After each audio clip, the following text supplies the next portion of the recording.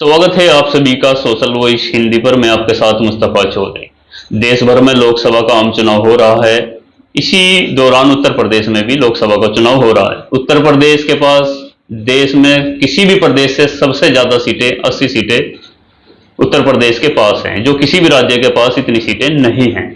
80 सीटों की अगर हम बात करें 2019 के हिसाब से तो 80 में से 64 सीटें भारतीय जनता पार्टी के पास थी, 10 सीटें बहुजन समाज पार्टी के पास थी और 5 सीटें समाजवादी पार्टी के पास थी। एक सीट रायबरेली की सोनिया गांधी यानी कि कांग्रेस के पास थी। इस बार क्या स्थिति है इसी को लेकर हम बात करेंगे, क्योंकि मैं भी काफी सीटों पर घूमा हूं। अभी कल ही एक सप्ताह लगाकर आया हूं लखनऊ, कन्नौज, रायबरेली, अमेठी, काफी सीटों पर मैं घूम कर आया हूं। मेरा क्या एनालिसिस है ये आपके सामने मैं आज पेश करूंगा, अपना अनुभव आपके साथ शेयर करूंगा। क्या इस बार भी लोकसभा की सीटें सबसे ज्यादा भारतीय जनता पार्टी को ही मिलेंगी या कुछ सीटें घटेंगी? क्योंकि बहुत से राजनीतिक पंडितों का मानना है कि इस बार भी भारतीय जनता पार्टी पिछले के मुकाबले अच्छा प्रदर्शन करेगी। और भारतीय जनता पार्टी का तो दावा है कि हम 80 के 80 जीत रहे हैं, लेकिन पार्टियों के अपने अपने दावे होते हैं। दावा तो इंडिया अलायंस का भी है कि हम 50 से ज्यादा सीटें जीत रहे हैं, लेकिन धरातल पर क्या स्थिति है इसी को मैं जानकर आया हूं और आपके साथ शेयर करना चाहता हूं। मैं बात करूंगा सबसे पहले कन्नौज की करूंगा, रायबरेली की, अमेठी की, लखनऊ की, सभी ऐसी सीटों की जो हॉट सीटें हैं। आपको बता दूं कन्नौज वो सीट है जो पिछली बार भारतीय जनता पार्टी के पास थी और कन्नौज से समाजवादी पार्टी की उम्मीदवार थी डिंपल यादव, अखिलेश यादव की पत्नी। पिछली बार चुनाव हार गई थी, इस बार अखिलेश यादव खुद कन्नौज से चुनाव लड़े हैं। तो क्या स्थिति है कन्नौज पर ही बात करते हैं। कन्नौज पर इस बार थोड़ा मुझे लगता है कि परिस्थितियां उल्टी हो चुकी हैं। चुनाव आसान नहीं है। सुब्रत पाठक जो भारतीय जनता पार्टी के उम्मीदवार है, काफी बाहुबली सांसद हैं, एक रसूख है सुब्रत पाठक का, और उनके बयानात भी काफी सुर्खियों में रहे हैं। चुनाव से पहले उन्होंने कहा है कि हम समाजवादी पार्टी के जो गुंडे हैं उनको जमीन में गाड़ देंगे। एक तरह से अपने वोटर्स को, अपने कार्यकर्ताओं को उन्होंने एहसास दिलाया कि हम किसी से कम नहीं हैं। बराबर वो अपने कार्यकर्ताओं को जो है हौसला बढ़ाते रहे और अखिलेश यादव के सामने चुनौतियां देते रहे। चुनाव के दौरान भी 13 मई को जो वहां पर चुनाव हुआ था, भारतीय जनता पार्टी के कुछ कार्यकर्ताओं पर आरोप लगे थे कि उन्होंने समाजवादी पार्टी के कार्यकर्ताओं की पिटाई की, और ये सुनकर अखिलेश यादव भी तुरंत कन्नौज पहुंचे थे और अखिलेश यादव ने कहा था कि अब कहां गए भारतीय जनता पार्टी के गुंडे, अब मैं आ गया हूं। यानी कि एक तरह से पूरा सेंसिटिव क्षेत्र रहा है कन्नौज। बड़ा जबरदस्त चुनाव हुआ है, मुकाबला बहुत ही जबरदस्त रहा है, लेकिन कुछ परिस्थिति ऐसी बनी इस बार कि मुझे लगता है कि इस बार कन्नौज से समाजवादी पार्टी के राष्ट्रीय अध्यक्ष अखिलेश यादव चुनाव जीत सकते हैं। क्या कारण है? क्योंकि मैं कन्नौज गया हूं, बहुत से लोगों से बातें की हैं। पिछली बार जिन लोगों ने वोट डिंपल को नहीं किया था वो इस बार ऐसा बोलते हैं कि पिछली बार हमने बीजेपी को वोट दिया था और इस बार अखिलेश यादव को वोट देंगे, क्योंकि बड़े लीडर हैं। और भी एक तहसीलदार को लेकर वहां पर विवाद हुआ था कन्नौज में। कन्नौज के तहसीलदार कोई ऐसी समाज से थे और उनके साथ सुब्रत पाठक की कुछ बातें हुई थी। सुब्रत पाठक पर आरोप लगे थे कि तहसीलदार की पिटाई की। तो इसलिए जो एससी समाज के तहसीलदार थे और एससी समाज में इसको लेकर नाराजगी हुई, और ऐसा लगता है कि इस बार एससी समाज का एक बड़ा वोट बैंक अखिलेश यादव को वोट कर रहा है और यहीं से अखिलेश यादव की मजबूती बनती है और अखिलेश यादव मुझे लगता है कि चुनाव जीत जाएंगे। अब बात करते हैं लखनऊ। प्रदेश की राजधानी लखनऊ है। लखनऊ 25 साल से भारतीय जनता पार्टी का गढ़ रहा है। भारतीय जनता पार्टी के ही सांसद बनते रहे हैं, पहले अटल बिहारी वाजपेयी जी बनते रहे हैं और इस बार 2019 में राजनाथ सिंह जी चुनाव जीते थे और इस बार भी राजनाथ सिंह जो देश के रक्षा मंत्री है वही चुनाव लड़ रहे हैं। इंडिया अलायंस के नेता बोलते हैं कि इस बार लखनऊ में भी कड़ा मुकाबला है और राजनाथ सिंह हार जाएंगे, लेकिन ऐसा मुझे नहीं लगता। राजनाथ सिंह इस बार भी ठीक मार्जिन से, अच्छे मार्जिन से, जैसा कि पिछली बार जीते थे, राजनाथ सिंह आराम से चुनाव जीत जाएंगे। उनके सामने कोई चुनौती नहीं है। भले ही उनके सामने एक ऐसे शख्स खड़े हों, रविदास मेहरोत्रा जी, जिनके नाम दुनिया के सबसे अधिक मुकदमे रविदास मेहरोत्रा के ऊपर ये रिकॉर्ड दर्ज है उनके नाम कि दुनिया में सबसे अधिक मुकदमे रविदास मेहरोत्रा के ऊपर हैं।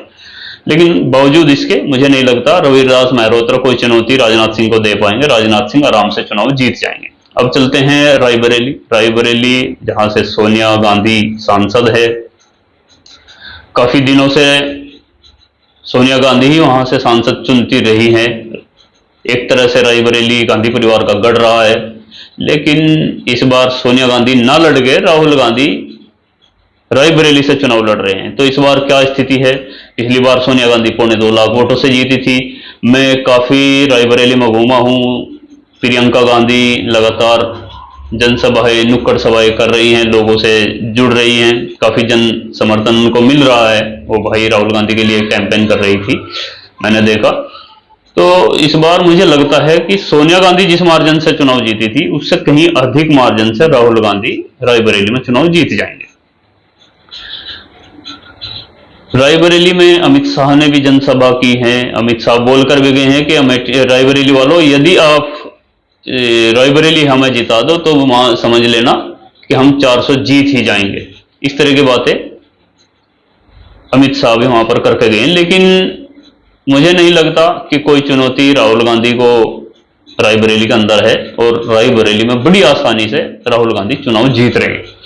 अब अमेठी बिल्कुल बराबर में सीट है रायबरेली के, जहां से पिछली बार 2019 में राहुल गांधी चुनाव हारे थे। स्मृति ईरानी ने उनको हराया था करीब 55,000 वोटों से। इस बार क्या स्थिति है? क्या इस बार भी कांग्रेस वहां से हार जाएगी या स्मृति को चुनाव जीत जाएंगी? मुझे ऐसा नहीं लगता। इस बार बड़ा दिलचस्प मुकाबला है। लगता है इस बार स्मृति ईरानी की सीट फंसी हुई है अमेठी के अंदर, क्योंकि पिछली बार कुछ जो वोटर्स कांग्रेस के फिसल कर स्मृति की तरफ चले गए थे, उनके दावे वादे भी बहुत काफी थे, इसलिए स्मृति ईरानी चुनाव जीत गई थी। इस बार लगता है राहुल गांधी को हराने का दर्द उन अमेठी के वोटर्स को है। वो बोलते हैं, बहुत सारे लोगों से बात हुई तो ये पिछली बार हमने गलती दोहराई थी, और इस बार केएल शर्मा को ही चुनाव जिताने की बात अधिक लोग कर रहे हैं। ऐसे लोग, बहुत सारे लोग मिले जो पिछली बार कांग्रेस को वोट ना देकर भारतीय जनता पार्टी को वोट दिया था, लेकिन इस बार भारतीय जनता पार्टी को ना देकर केएल शर्मा यानी कि कांग्रेस को वोट कर रहे हैं। और वहां के अक्सर लोगों का मानना है, जो अमेठी के लोकल लोग हैं, जो वोटर्स हैं वहां, जो उनका मानना है, उनसे बात की गई तो उनका मानना है कि इस बार केएल शर्मा चुनाव जीतेंगे। एक सवाल हमने ये किया कि भाई राहुल गांधी नहीं लड़ रहे हैं, पिछली बार तो राहुल गांधी हार गए थे, तो केएल शर्मा कैसे जीतेंगे? क्या राहुल गांधी लड़ते तो अच्छा होता?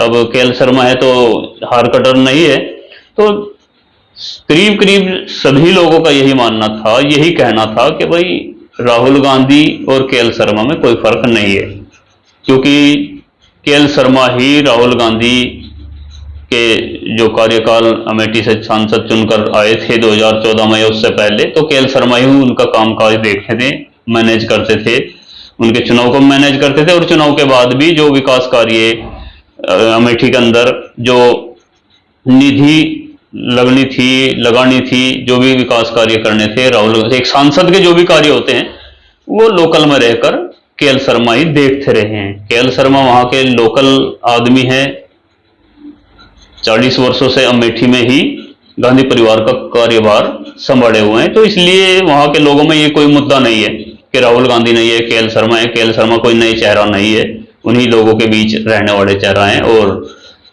क्योंकि स्मृति ईरानी द्वारा काफी बातें वादे वहीद की गई थी, और 5 साल के बाद या 10 साल की केंद्र सरकार के बाद कुछ एंटी इनकम्बेंसी भी हो जाती है। तो मुझे लगता है कि इस बार अमेठी कांग्रेस दोबारा हासिल कर सकती है। अब अगर प्रदेश की ही बात करें तो प्रदेश में जैसा कि भारतीय जनता पार्टी का तो दावा है कि हम 80 की 80 सीटें जीतेंगे, उधर विपक्ष का दावा है कि हम 50 से अधिक सीटें जीतेंगे। बहुत से बुद्धिजीवी लोग बोलते हैं कि भारतीय जनता पार्टी 2019 के चुनाव की अपेक्षा इस बार और बेहतर प्रदर्शन करेगी, क्योंकि मैं भी काफी सीटों पर घूमा हूं और मैंने भी काफी लोगों से बात की है।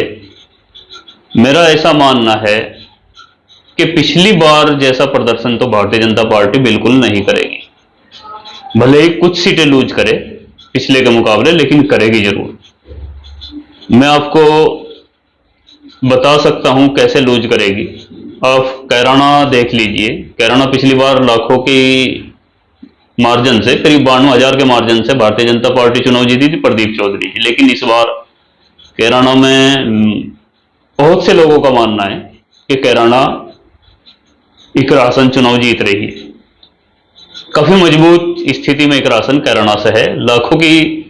लाखों मतों की संख्या में ही कैराना से इस बार इकरासन चुनाव जीत जाएगी। ऐसा मेरा नहीं, बहुत सारे लोगों का मानना है। अमेठी पिछली बार भारतीय जनता पार्टी के पास थी, और अमेठी अगर स्मृति ईरानी हारेगी तो भारतीय जनता पार्टी से ही सीट छीनेगी। कन्नौज अखिलेश यादव चुनाव जीतेंगे तो भारतीय जनता पार्टी की सीटें ही कम करेंगे। इसी तरह बहुत सारी सीटें हो सकती हैं। मुजफ्फरनगर के भी अधिक कयास सपा को जीतने के हैं। मुजफ्फरनगर भी पिछली बार भारतीय जनता पार्टी के पास थी। बागपत में भी चुनाव ठीक ठाक हो रहा है, यानी कि बढ़िया मुकाबला है। ऐसा नहीं है कि बिल्कुल आसानी से भारतीय जनता पार्टी जीत रही है। उसको भी बोलते हैं बहुत से लोग कि समाजवादी पार्टी के पास जा रही है। तो कुछ सीटें तो ऐसी हैं जिन पर मैंने भी कवरेज की और वो भारतीय जनता पार्टी से खिसकती दिख रही है।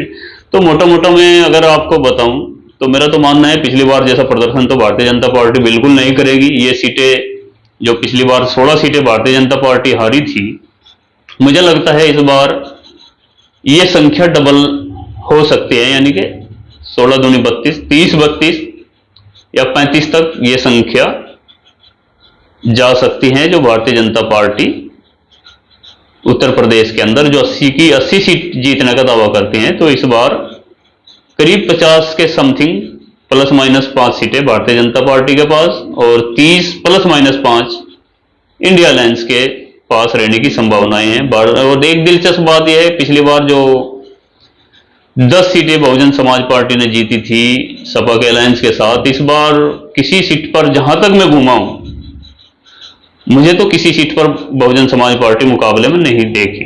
हाँ, बहुत सी सीटों पर मैं जब वहां के मतदाताओं से बात की मैंने और बहुजन समाज पार्टी के उम्मीदवार के बारे में पूछा, तो बहुत सी सीटों पर बहुजन समाज पार्टी के उम्मीदवार का नाम वहां के मतदाताओं को नहीं पता। तो इससे आप समझ सकते हैं बहुजन समाज पार्टी की क्या कंडीशन प्रदेश में होगी। ठीक है, जो मैं घूमा और घूमने के बाद जो मैंने निष्कर्ष निकाला, जो मेरा आकलन था, मैंने आपके साथ शेयर किया।